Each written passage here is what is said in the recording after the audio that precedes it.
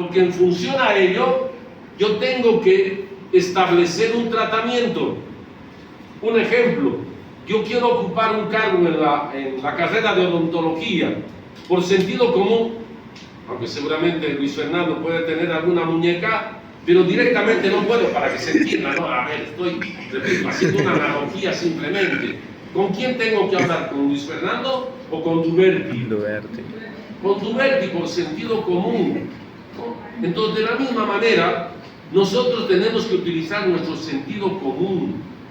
Y para esto el género femenino tiene mucha habilidad. Aprovechen las mujeres, ese tino, ese sexto, séptimo, octavo, no sé cuántos sentidos tienen, ¿verdad?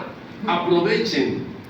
Así como cuando seguramente el tipo de la película les miente, ustedes inmediatamente se dan cuenta que algo no anda bien, porque han percibido, han sentido algo irregular. De la misma manera, eso hay que utilizar para el momento del diagnóstico, repito, porque en función a ello yo voy a emplear un determinado tratamiento. Por eso que el diagnóstico es la base fundamental de la historia clínica. ¿Dónde voy a recoger todos estos datos que minutos atrás comentaba? En una historia clínica, en un documento. Y ese documento recibe el nombre de historia clínica, que seguramente van a ver en otras asignaturas, ¿no? Entonces, ¿cuál es la base fundamental de la historia clínica? El diagnóstico. Como les decía, si yo quiero conseguir un cargo de jerarquía en la carrera, no voy a hablar con Luis Fernando, voy a hablar con Duberti, con el doctor Duberti, obviamente, con el respeto que corresponde. Entonces, están dando cuenta, es importante esta correlación, porque si yo hablo con Luis Fernando, de nada va a servir. Lo mismo con el diagnóstico y el tratamiento.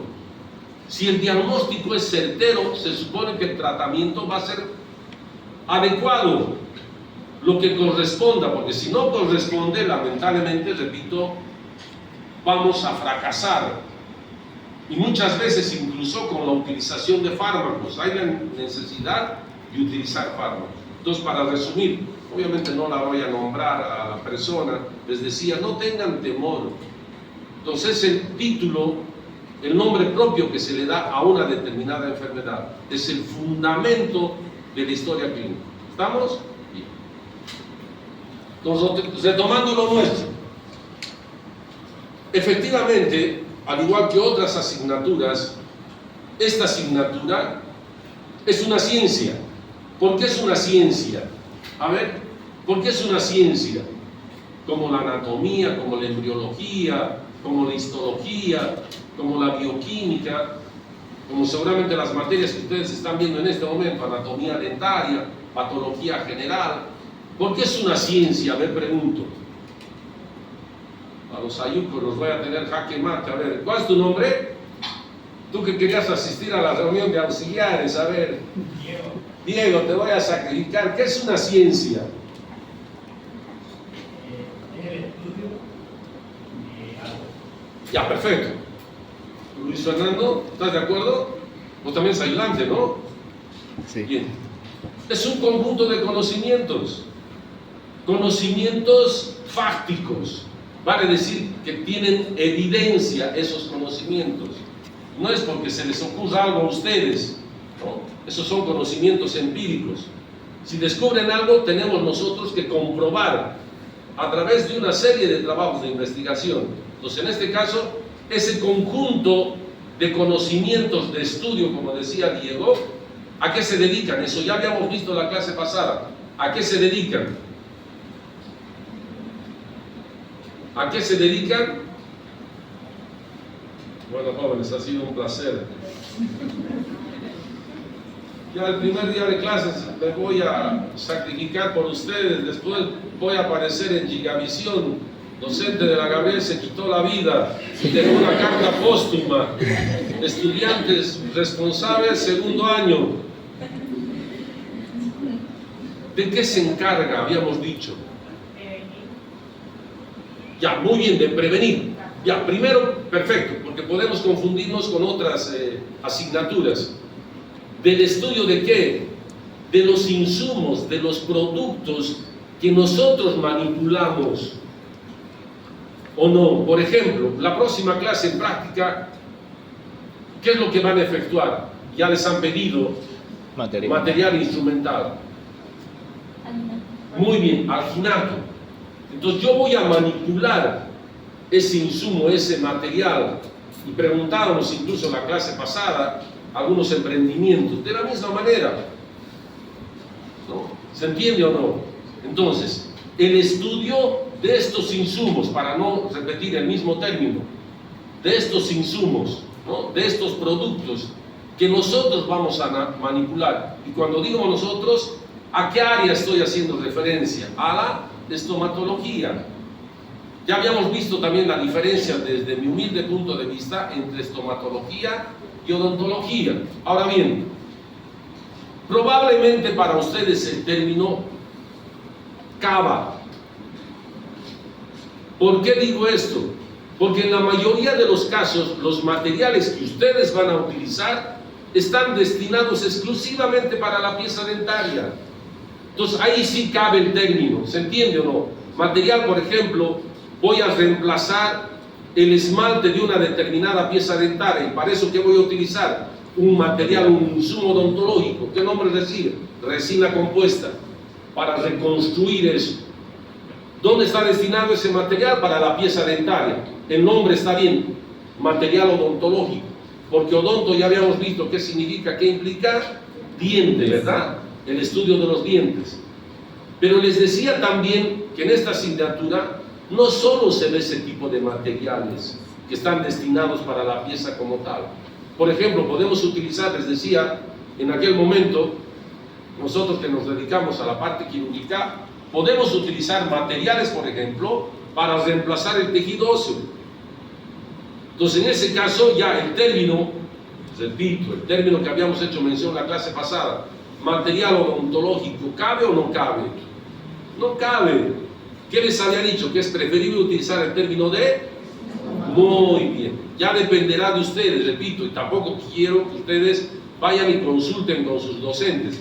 Ya son mayores de edad, cada uno tiene que seleccionar el conocimiento que supone que es el que tiene principio, etcétera, etcétera, es fáctico, etcétera, etcétera. ¿Estamos? Bien. Pero una vez más, seguramente que la mayoría de ellos están destinados casi con exclusividad a las piezas dentales. Ahora bien, habíamos dicho también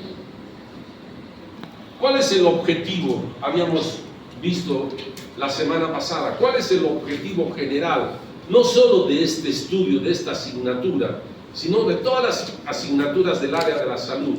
Había quienes estuvieron. La prevención. No. Ya, perfecto. Los materiales están destinados para eso. Les decía, la luz lamentablemente no permite visualizar, pero en fin. Karina ya hecho un compromiso, ¿sí? Con cariño, desde luego, ¿sí? Para la próxima semana. Bueno, bien. Entonces, ¿cuál es el objetivo general de la salud? No estamos hablando de los materiales en forma específica ahora, sino de la salud. Ya alguien decía así, el completo bienestar físico, mental, social, y les decía en la práctica, eso no se da. Entonces, ¿cuál es el objetivo de la salud como tal? Al margen de ese concepto de la Organización Mundial de la Salud, lo que nos interesa, mantener o mejorar la salud de quienes, de las personas. En este caso, ¿qué nombre reciben esas personas? Pacientes. Eso es lo que pretendemos, porque les decía, a ver, se me fue el nombre. El año pasado estuvo en la actividad de fin de año, Lucía, ¿no? Sí, ¿no? Pensé que llevaba materiales, no.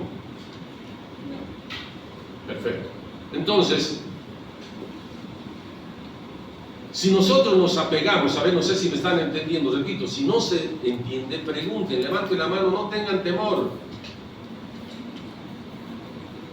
Si tomamos en cuenta el concepto de la OMS, que es la Organización Mundial de la Salud, el completo bienestar físico, mental y social, seguramente que todos, si tomamos en cuenta, repito, ese concepto como tal, al pie de la letra, todos estamos enfermos, ¿o no es así?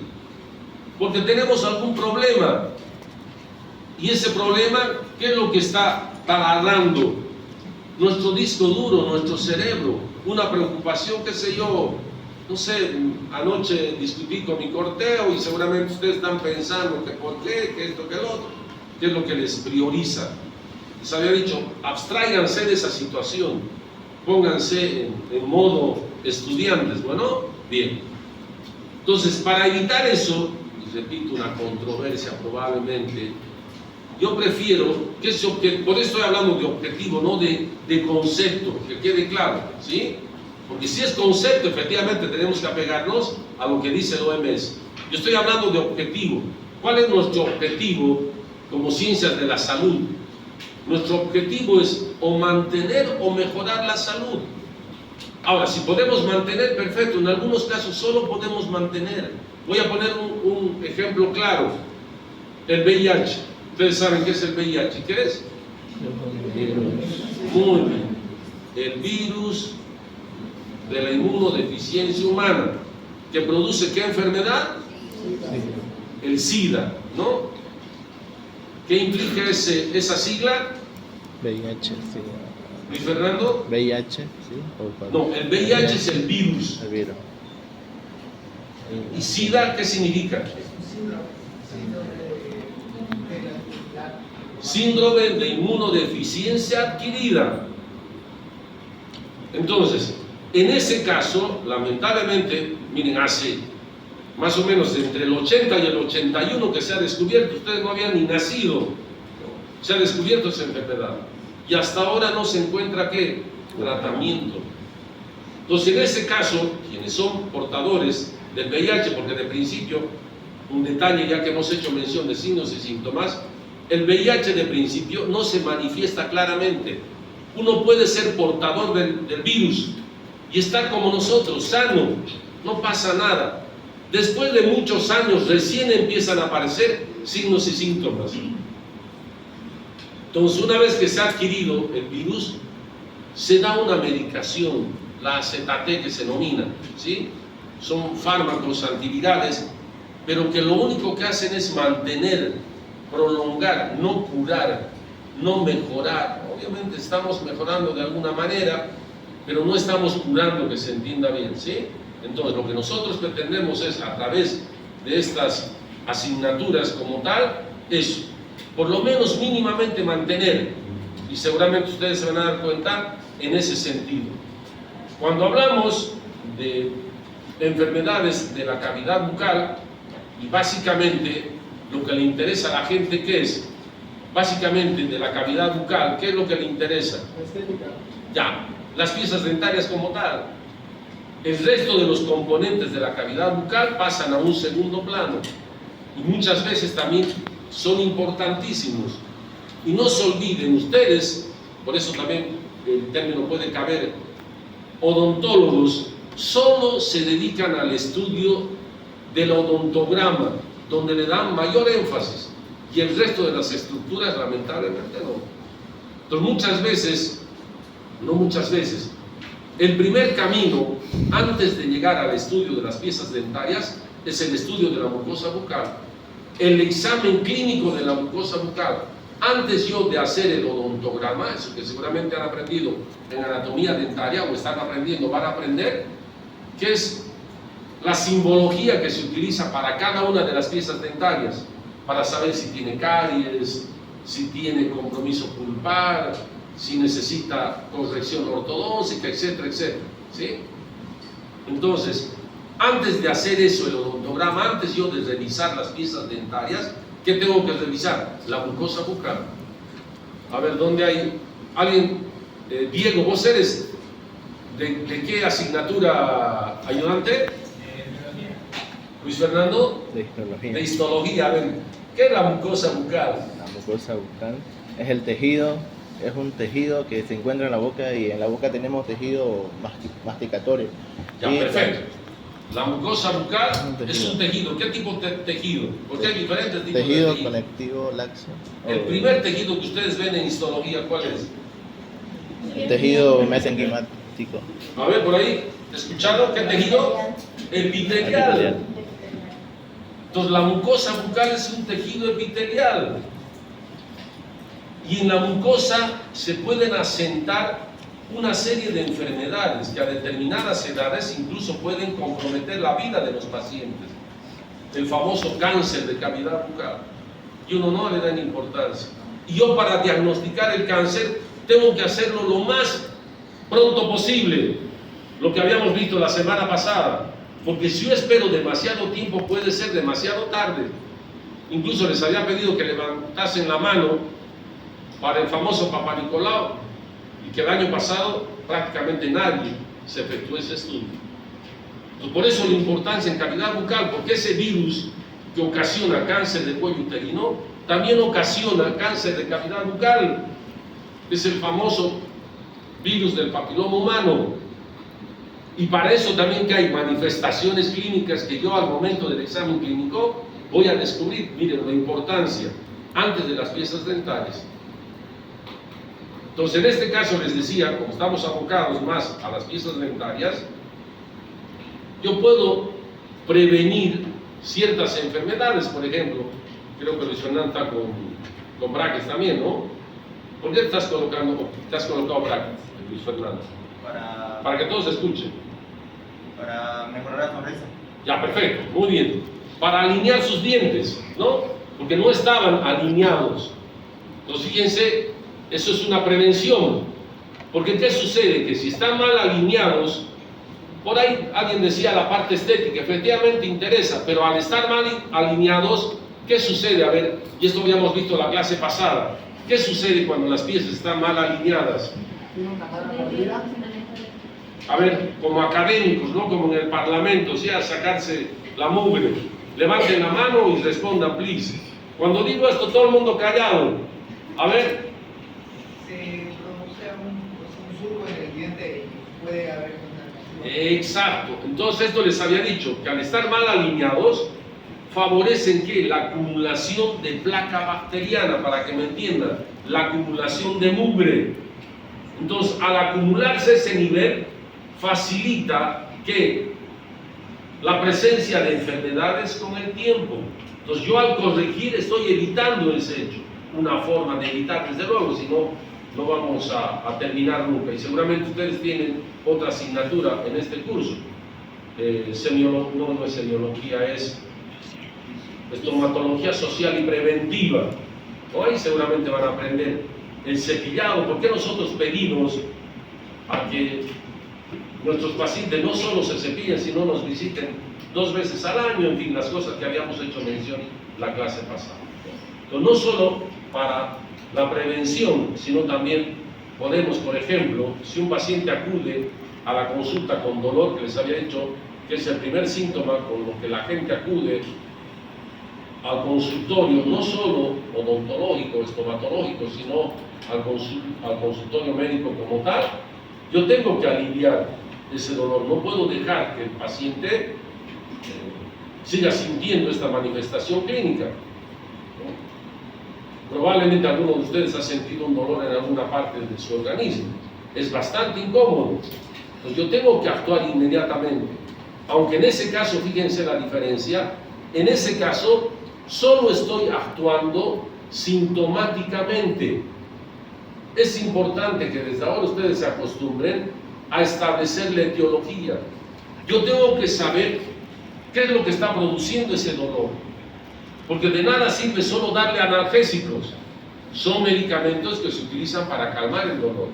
Yo puedo dar, efectivamente va a calmar el dolor, pero si el agente etiológico continúa, ¿qué sucede por sentido común? A ver, si el agente etiológico continúa, lo que está produciendo dolor, ¿qué va a suceder con ese organismo? Va a empeorar, muy bien, pero el paciente no se va a dar cuenta porque no siente dolor. Por eso la importancia de hacer un tratamiento etiológico, de saber qué es lo que está provocando ese dolor para sacar esa etiología, para retirar esa etiología. Y al mismo tiempo yo puedo dar un analgésico, un calmante. Pero fíjense cuán importante es, porque en la mayoría de los casos, como seguramente sucede,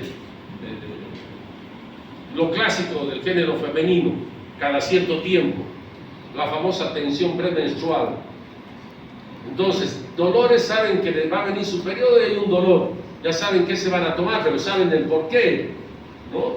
Entonces tengan mucho cuidado, y esto seguramente van a aprender en patología, a ver, para que me puedan entender en patología general. No nos estamos pasando, no. En patología general.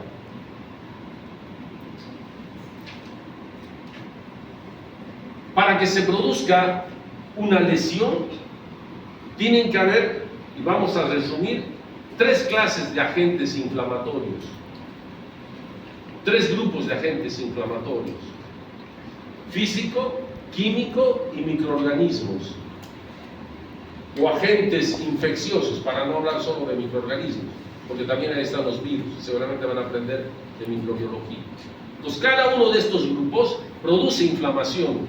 Y cuando hablo de inflamación, imagínense, si yo le echo gasolina al fuego, ¿qué sucede? Si echo gasolina al fuego o alcohol al fuego, ¿qué sucede? No, entonces estoy haciendo lo mismo. Entonces hay agentes que lamentablemente favorecen el proceso inflamatorio.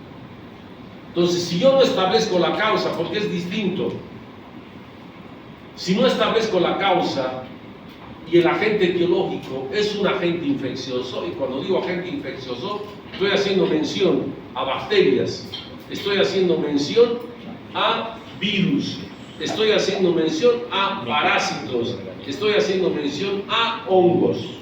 Todos estos son agentes infecciosos.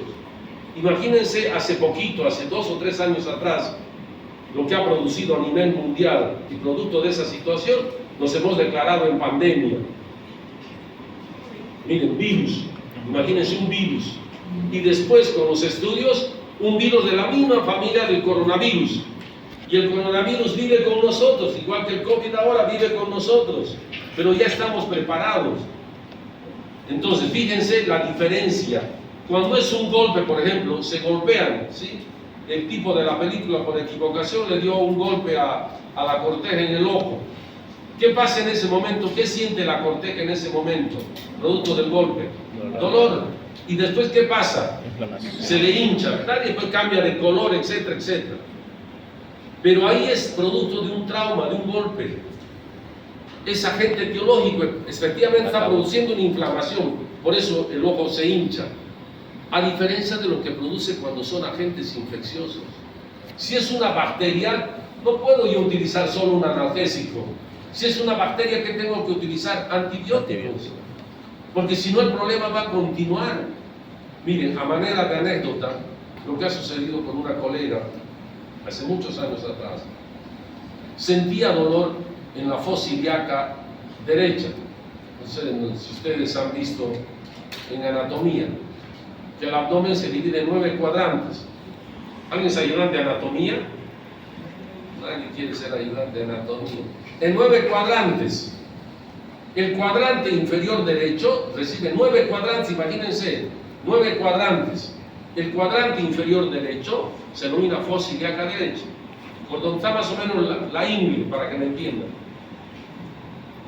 Cuando uno siente dolor a ese nivel, puede tratarse de varias cosas, pero vamos a resumir. Puede ser un problema ginecológico si es del género femenino, o puede ser un problema a nivel de apéndice en ambos géneros. Este caso de la colega, ¿por qué comento? Porque lamentablemente el desenlace ha sido fatal. Ella sentía dolor en la fosa ilíaca derecha. Ella suponía que era su periodo menstrual, que estaba ya en los últimos años. Suponía de que era, ya después obviamente con los estudios que se hicieron, ¿no? Suponía que era un problema menstrual.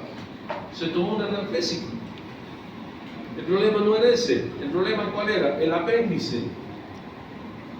Entonces, como se inflama finalmente, ustedes han aprendido en alguna asignatura, dolor, ¿cuál es la otra sintomatología? La famosa tétrada de Celsus, que seguramente van a aprender en patología estomatológica. Dolor, calor, rubor y tumoración. Yo no hablo de tumor, de tumoración o aumento de volumen. Y le hemos aumentado un quinto, yo no, sino los autores de quienes han dedicado a este estudio, alteración de la función a ese nivel. Entonces, el apéndice, seguramente saben dónde está ubicado, como estaba tan inflamado, finalmente explotó. y como explotó produjo un abdomen agudo, así se denomina, ¿ya? Un abdomen agudo. La llevaron al hospital porque el dolor era intenso, intenso. ¿Qué sucedió? Como ha explotado el apéndice y son agentes infecciosos, en este caso bacterias, las bacterias a través de la circulación sanguínea y a través de la circulación linfática se distribuyen por toda la economía. ¿Qué se produjo? De un problema séptico local a un problema séptico general. Eso técnicamente, ¿qué se denomina? Septicemia. Lamentablemente no se pudo hacer absolutamente nada. Me tocó, porque yo trabajo en ese hospital, entonces me tocó, y lamentablemente falleció, que en paz descanse. Miren, la importancia de establecer el agente etiológico, de saber por qué está habiendo dolor, para que en función de eso yo actúe. Yo puedo hacer tratamiento sintomático, como les decía, pero no es beneficioso. Que tengo que hacer un tratamiento etiológico. ¿Dudas, preguntas? Doctor, Sí. pero en el caso de la apendicitis, eso da un dolor que migra, que está completamente ubicado en la boca del estómago y la raíz del viaja. La paciente no tuvo En el caso, perdón, en el caso del apéndice no es como en el caso de la vesícula. En el caso de la vesícula sí, el dolor comienza en el epigastrio, en ese cuadrante central y superior. Ahí comienza en la boca del estómago, cuando el problema es hepático. Ajá. En el caso del apéndice, no solo, claro, el dolor puede irradiarse. ¿Cuándo se llama dolor irradiado? Cuando comienza en un determinado lugar y después ese dolor aparece en otro lugar. ¿Ya? A eso se llama irradiado. Entonces, en este caso, además hay otras manifestaciones. Se adormece el pie derecho, etcétera, etcétera, ¿no? Se hace una maniobra de Bloomberg que se denomina estando el paciente recostado, etcétera. Cosas que no interesan, simplemente estaba haciendo referencia por la importancia, fíjense, por la importancia del caso, para que nosotros tomemos conciencia de esta situación. Porque fíjense, el riesgo que corremos, estamos poniendo en juego, si me permiten el término, la vida de nuestros pacientes. Por eso la importancia, y la semana pasada ya les había dicho, que cuando les toca atender a pacientes, muchas veces no consideran, incluso les dije, quienes tienen o profesan alguna fe, está registrado en uno de los pasajes bíblicos, traten como quisieran ser tratados, por más que ustedes paguen ese tratamiento, etcétera, etcétera. Lo que nos interesa es el ser humano como tal. ¿Estamos? Bien.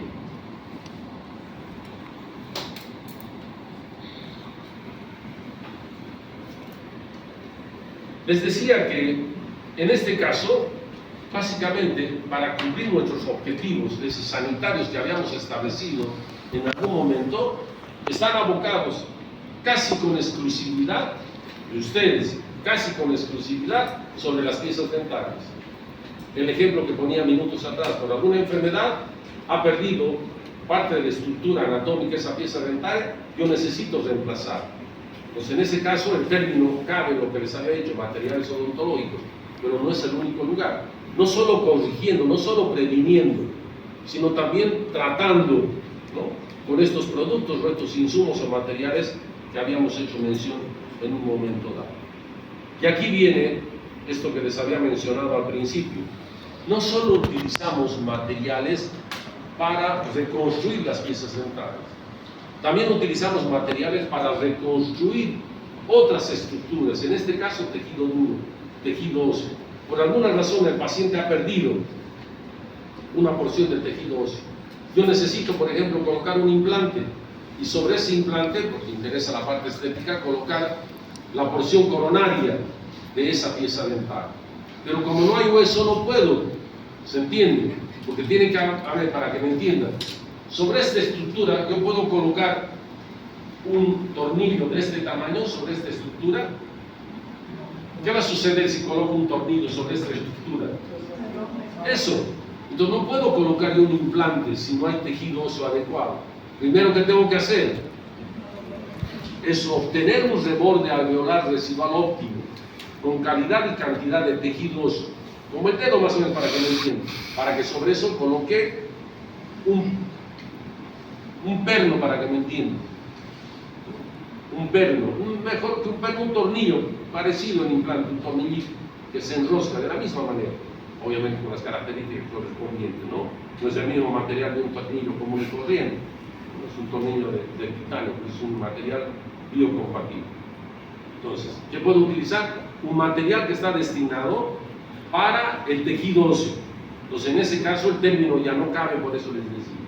Bien, estamos repitiendo un poco de lo que les había dicho la semana pasada. Y estos materiales, de forma general, tienen que tener una particularidad. ¿Cuál es esa particularidad? Que son biocompatibles. Yo no puedo colocar materiales que no sean biocompatibles. Y desde luego que la industria destinada a este rubro, desde hace muchos años atrás, está intentando fabricar la mejor o de la mejor forma productos para favorecer el trabajo nuestro. Aunque de un tiempo a esta parte, lamentablemente, se ha mercantilizado. Y como digo, se ha mercantilizado, ¿qué les interesa a las fábricas? Solo ganar. Ya no son un ejemplo y una analogía, como voy a utilizar un ejemplo con un auto de alta gama, un Mercedes. Los Mercedes de hace años atrás ya no tienen las mismas características de los Mercedes actuales, porque los primeros en ser fabricados siguen durando hasta ahora. Imagínense el tiempo que ha transcurrido. En cambio ahora, por más que sean Mercedes, después de un tiempo va a traer dificultades. Y eso le conviene a quien, a la fábrica, porque si imagínense, lo mismo pasa en nuestro caso. Nos gusta la parte estética, queremos reconstruir, y los famosos, sí, las famosas carillas, no sé, ¿han escuchado? Por ahí algún laboratorista en el curso, las famosas carillas de cerámica o porcelana, que es lo último. Pero eso tiene un tiempo de duración, no es eterno. ¿Cuánto tiempo más o menos dura? Depende también del consumo. Ustedes saben que en el consumo, ¿qué nos gusta tomar? Como de licor, normalmente, ¿qué nos gusta tomar? Coca-Cola. Y tiene un colorante, y los colorantes obviamente afectan. Entonces, más o menos tienen 5 años de vigencia, después hay que cambiarlo para que se den cuenta. No es igual que la amalgama. ¿Han escuchado hablar de la amalgama? La amalgama, desde que se utiliza, miren, yo recuerdo todavía y tengo algunos pacientes, yo no me dedico de principio, sí, ¿no? Cuando era estudiante, pero ya después yo no hago obturaciones. Pero hay gente que acude, que en su momento, miren, cuán importante es esto, de que cuando era estudiante quedó algo seguramente marcado, y hay gente que aún no lo busca, pero ya no para la restauración, sino para hacerse un implante, para hacer esto, que aquello. Ustedes también, ¿qué tienen que hacer el día de mañana cuando les toque atender pacientes? Atenderlos de la mejor forma posible, porque son potenciales pacientes para el día de mañana, cuando ustedes tengan que cobrar, ¿no? Tienen que comenzar a hacer historia. Entonces les decía que lamentablemente se ha reducido esa capacidad que antes existía para fabricar y que sea eterno. No sé si hay algo eterno en la actualidad, creo que no. Sobre todo si son estos productos, y les decía que con el tiempo lamentablemente se ha bajado la calidad. Por eso que en la actualidad hay materiales de primera, de segunda y de tercera. Cuando digo de primera línea, para que me entiendan, ¿no? Para no subestimar. Como seguramente pasa en el curso, ¿no? Hay estudiantes que por su rendimiento académico, su PPA está acá, unos en la media y otros arrastrándose, ¿no? Bien. Todo lo mismo en este caso. Ahora, ¿dónde está la diferencia? No con ustedes seguramente, ¿no? Por ahí el que está abajo tiene plata, no hay problema. ¿Cuál es el problema en la actualidad? El aspecto de orden económico. Si yo quiero un material de primera, por ejemplo, resina compuesta de la línea 3M, la Z350, ¿cuánto cuesta? Seguramente $50. Un tubito de ¿cuántos gramos? De 4 gramos. Miren, yo puedo conseguir resina compuesta, también puedo conseguir mucho más barato. ¿Cuánto me cuesta? 50 bolivianos. Pero la calidad, ustedes saben, como la comparación que hice con los autos de alta gama. Un Mercedes no es igual que un Shanghai, ¿sí? O no sé, el título, el nombre que ustedes quieran, para que se den cuenta. Pero a pesar de eso les decía, hay excelentes productos. Y para eso, obviamente, seguramente el día de mañana ustedes van a elegir una determinada especialidad y en función a ello van a utilizar, de principio probablemente como estudiantes, aunque en la clínica se utilizan productos de calidad, pero seguramente ustedes el día de mañana, el primer paciente en su consulta particular, van a utilizar el de 50, ya después van a utilizar el de 200, ya después van a utilizar el de $50. Bueno, seguramente va a ser así.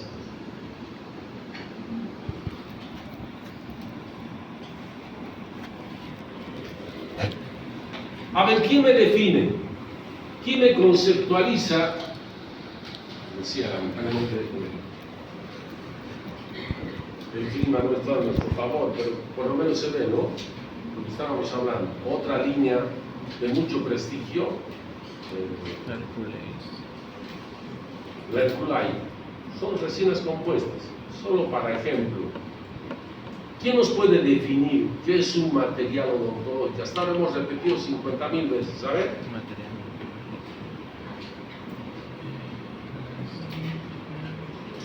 ¿Qué son los materiales?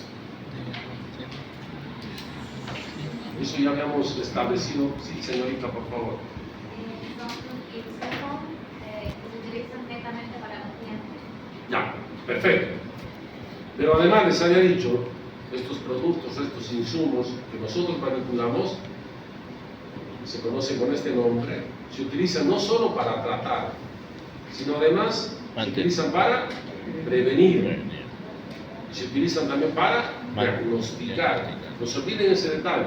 Efectivamente son productos, ¿no?, o insumos que nosotros manipulamos, pero que además no solo sirven para tratar enfermedades, sino también para prevenir y sirven también para diagnosticar. Ya habíamos puesto ejemplos la semana pasada, ¿no? ¿Recuerdan?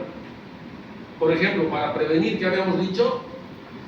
Por ejemplo, yo quiero prevenir y preguntaba, y hago la misma interrogante de la semana pasada, ¿cuál es la primera pieza?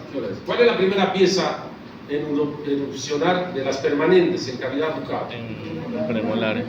Primer molar, ¿no? ¿A qué edad más o menos? A los 6 años, el famoso molar de los 6 años. Perfecto. En un año ustedes saben que esa edad, ¿qué les encanta o qué nos encantaba esa edad comer? Dulce. ¿Verduras? Sí. No, dulces. Estamos favoreciendo la proliferación de quién? De los microorganismos que conviven con nosotros y forman parte de la famosa flora bucal normal, que en la actualidad se conoce con el nombre de microbiota. Viven con nosotros. Y creo que les había dicho, si no les dije, les digo ahora, donde más bacterias existen es en el tubo digestivo. Y ustedes saben que la boca es la parte inicial del tubo digestivo. Aproximadamente, y no sé si hice esta comparación, creo que sí, ¿no? Hicimos una comparación la semana pasada, ¿no? Que por cada célula, entonces, antes de hacer esa comparación, ustedes recién están haciendo fisiología. ¿Saben cuántas células aproximadamente forman nuestro organismo? La cantidad. 3 millones. ¿Alguien se anima a lanzar un número? Nadie. Escuchen este número. 100, pero escuchen el término. Billones. 100 billones de células. Imagínense. Ahora bien, ¿por qué hago esta mención? Porque por cada célula en el tubo digestivo, donde más bacterias hay, por cada célula nuestra normal, ¿saben cuántas bacterias hay? Para que ustedes se metan más o menos a la cabeza, 10.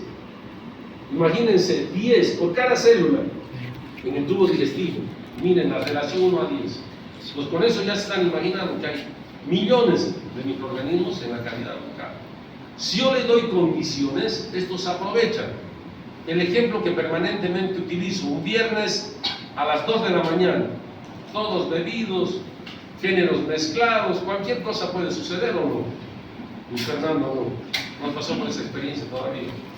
¿Por cuál? De estar bebido y o embriagado. ¿Has pasado por esa experiencia o no? Ya, 2, 3 de la mañana, pero por ahí solo con amigos y no amigas, y cualquier cosa puede pasar. ¿Sí? ¿Me entienden a lo que voy? Cualquier cosa puede pasar y el resultado ustedes saben en 9 meses. Aquí el problema es en poquito tiempo. Como le estamos dando condiciones, los microorganismos se multiplican, las bacterias se multiplican. Y además les encanta vivir en qué medio, un medio ácido. Por eso que los hidratos de carbono no son favorables. Sobre todo si los niños no se cepillan, ustedes saben que ni se cepillan los niños. Entonces, no tenemos que dar condiciones, si no puede suceder este hecho. Y además las piezas, les había dicho, presentan otra característica que favorece. ¿Cuál es la característica de la porción? Entiendo que recién están ustedes avanzando en anatomía dentaria. ¿Cuál es la característica de la cara oclusal? Por ahí algún docente les ha dicho en primer año. ¿Cuál es la característica de la cara oclusal? ¿Cuál es la característica general de las caras oclusales? Ustedes metan la lengua. ¿Qué encuentran? Cosa. Ni con la lengua, no percibe la lengua. Solo percibe la lengua del tipo de la película, ¿no? ¿Ah? Cavidad. Ya, perfecto. Fosas, fisuras, surcos, para que me entiendan. Entonces, esas fisuras, esos surcos, favorecen, por eso el nombre de zonas prepatológicas, porque ahí se asienta, ahí es más factible la caries, dicho de otra manera, y no por vestibular, porque la cara vestibular, ¿qué características tiene? Como esta pizarra, Plan. el liso, plano. Entonces ahí no se acumula la mugre, como acá, por ejemplo, si hubieran surcos, fisuras, la mugre se acumularía con facilidad, ¿sí o no? Sí, entonces eso sucede.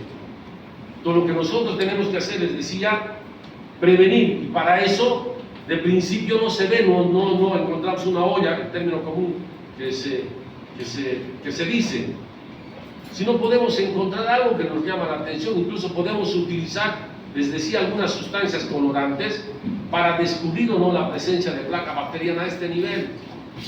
Es más, incluso como prevención les decía, si son 0 kilómetros los primeros molares, podemos colocar sellantes de fosas y fisuras. Yo puedo tapar esos surquitos, para que me entiendan, con un material que es muy parecido a la resina. Puedo utilizar tapar. Tampoco voy a hacer como el aeropuerto viru, ¿sí? Plano, no se olviden, por eso están estudiando anatomía, porque tienen que darle las características normales para que se produzca ¿qué? La oclusión, la trituración de los alimentos. Si no, imagínense, 2 superficies planas como los rumiantes, ¿no? Bien. Entonces, miren la importancia que tiene. Lo puedo utilizar como prevención. No solo como prevención, les decía, también puedo curar, puedo tratar esa enfermedad con la utilización. En este caso, si ya fue destruido, ya hay una olla en esa pieza dentaria, yo tengo que eliminar todo lo que no sirve y reconstruir. Por eso hablamos que se dedica no solo de la prevención, del diagnóstico, sino además del tratamiento. Hay un detalle, y esto es importante aclarar, porque seguramente el próximo año ustedes van a ver en farmacología.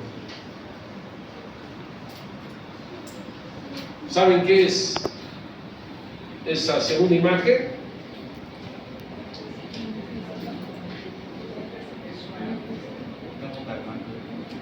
A ver, Luis Fernando. Muy bien, es un anestésico local. Dicho de otra manera, los fármacos también son medicamentos, también son materiales. Pero hay un detalle, que los materiales, en este caso odontológicos o estomatológicos, actúan por contacto, a diferencia de lo que sucede con los fármacos. La articaína es un nombre que corresponde a los anestésicos locales, como la lidocaína. Van a ver farmacología el próximo año. ¿Qué nombres reciben estas sustancias químicas? Fármaco, medicamento o droga. Pero hay una diferencia con el fármaco, medicamento o droga. Uy, ya no estamos pasando. Pero como no tiene nada, vamos a compensar la media hora que hemos perdido, ¿no? Y no mentira, no, ustedes lloran cuando se trata de eso, ¿no? Entonces, estos medicamentos o estos fármacos que también son medicamentos se diferencian. ¿Por qué? Porque cuando ingresan en nuestro organismo pueden también actuar por contacto. Por ejemplo, me golpeo, utilizo diclofenaco en pomada para que me calme el dolor. Sí puedo utilizar y están actuando por contacto. Pero ¿qué pasa con estos fármacos que se absorben? ¿Eso qué significa? Que pasan a la sangre. No solo pasan a la sangre, sino además, pasando por la sangre, pasan por el hígado y en el hígado se metabolizan. Es más, los fármacos tienen un mecanismo de acción, vale decir, cómo actúan, y después de un tiempo son eliminados. Por eso que hay que tomar medicamentos cada cierto tiempo. Entonces, se están dando cuenta, y no sé si han visto la diferencia, repito. Los fármacos también son materiales. Los anestésicos, en este caso, que son fármacos, también son materiales. Yo, para hacer, por ejemplo, una técnica anestésica, yo para insensibilizar una determinada zona, ¿qué necesito? Utilizar un anestésico local para insensibilizar, porque si no insensibilizo, ¿qué va a sentir el dolor? Dolor. Entonces yo necesito insensibilizar. Es un material, pero este material tiene una particularidad. ¿Cuál es esa particularidad? Que ingresa a nuestro organismo. Eso que se denomina absorción. No solo ingresa, sino además se metaboliza. ¿Para qué se metaboliza? Para inactivarse.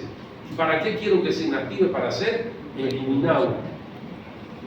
En cambio, los materiales que nosotros hemos hecho mención, odontológicos o estomatológicos, van a actuar por contacto entre sí y muy poca acción sobre esto que minutos atrás hacíamos referencia de los denominados fármacos. Ahora bien, tomen en cuenta este detalle. Ustedes van a utilizar para la próxima semana alginato. Digo esta semana, perdón, alginato.